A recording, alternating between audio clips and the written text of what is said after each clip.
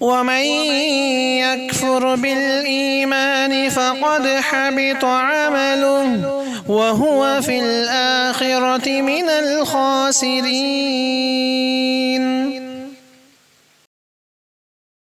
السلام علیکم ورحمۃ اللہ وبرکاتہ.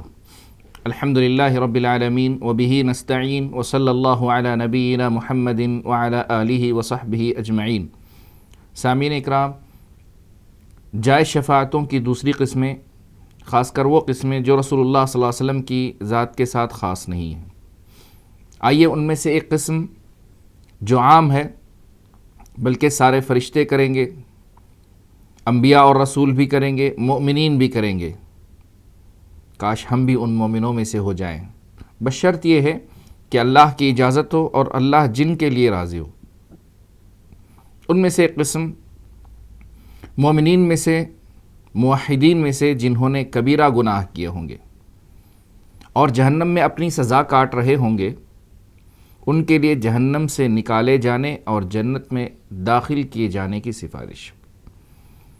رسول اللہ صلی اللہ علیہ وسلم نے، سنن ابی داؤد کی روایت ہے، انس بن مالک رضی اللہ تعالیٰ عنہ سے، حدیث نمبر 4739، صحیح روایت ہے کہ آپ صلی اللہ علیہ وسلم نے فرمایا: شفاعتی لأہل الکبائر من امتی، میری سفارش میری امت کے اہل کبائر کے لیے، یعنی موحد ہوں گے، توحید پرست ہوں گے، لیکن ان سے کچھ بڑے گناہ سرزد ہو گئے ہوں گے اور توبہ نہ کی ہوگی، تو وہاں جانے کے بعد اللہ کی مشیت پر ہیں، چاہے تو اللہ انہیں سزا دے، چاہے تو اللہ انہیں معاف فرما دے. لیکن یہ ہوگا کہ موحد ہونے کی وجہ سے ہمیشہ ابدی جہنم میں نہیں رہیں گے، جہنم سے نکالے جائیں گے. تو ایسے موقع پر رسول اللہ صلی اللہ علیہ وسلم سفارش کریں گے کہ انہیں جہنم سے نکالا جائے اور جنت میں داخل کیا جائے. صحیح بخاری کی ایک روایت ہے عمران بن حسین رضی اللہ تعالیٰ عنہ سے، حدیث نمبر 5666، وہ فرماتے ہیں کہ رسول اللہ صلی اللہ علیہ وسلم نے فرمایا کہ میں کچھ لوگوں کے لیے سفارش کروں گا جو جہنم سے نکالے جائیں گے اور جنت میں داخل کیے جائیں گے، اور ان لوگوں کو کہا جائے گا عتقاء اللہ من النار، اللہ کی جانب سے آزاد کیے گئے، جہنم سے آزاد کیے گئے لوگ کہا جائے گا. یہ اس بات کی یاد دہانی کے لیے کہ اللہ نے ان پر کرم فرمایا ہے، اللہ نے ان پر کرم فرمایا ہے. یہ ان کی شان میں توہین نہیں ہے، بلکہ یہ اللہ کی جانب سے انہیں آزادی دی گئی ہے، آزادی جہنم کی ملی ہے اور وہ جنت میں داخل ہو گئے.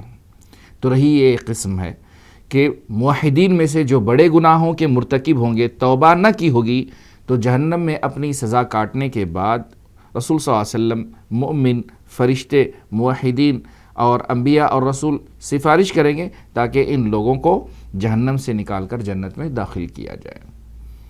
ایک اور قسم ہے اسی طرح سے، یہ جنت کے اندر ہوگی. جب جنتی اپنے اپنی جگہ پر پہنچ جائیں گے، اس موقع پر رسول اللہ صلی اللہ علیہ وسلم جنتیوں میں سے کچھ لوگوں کے لیے ان کے درجات بلندی کے لیے سفارش کریں گے.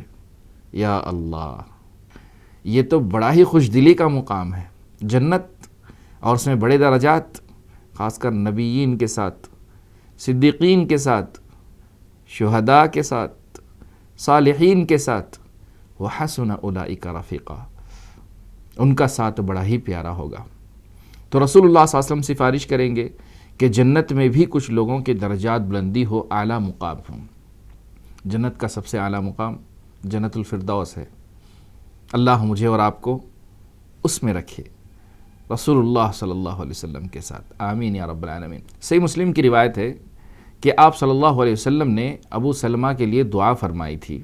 فرمایا آپ صلی اللہ علیہ وسلم نے: اللہم اغفر لأبی سلمہ وارفع درجتہ فی المہدیین، اے اللہ تو ابی سلمہ کی مغفرت فرما اور ان کا درجہ بلند فرما، مہدیین میں ان کا درجہ بلند فرما.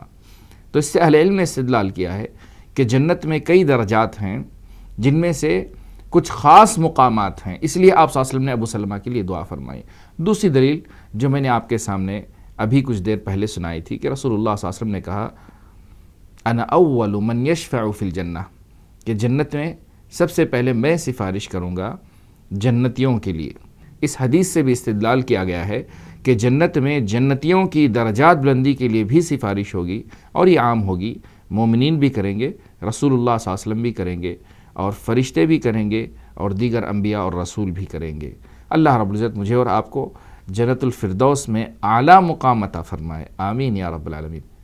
صرف میرے اور آپ کے لیے نہیں، اپنے والدین کے لیے بھی، اپنے بچوں کے لیے بھی، اپنے خاندان والوں کے لیے بھی، بلکہ امت اسلامیہ کے ہر اچھے فرد کے لیے اللہ تعالیٰ جنت الفردوس میں جگہ نصیب فرمائے، آمین۔ شکریہ، والسلام علیکم ورحمۃ اللہ وبرکاتہ۔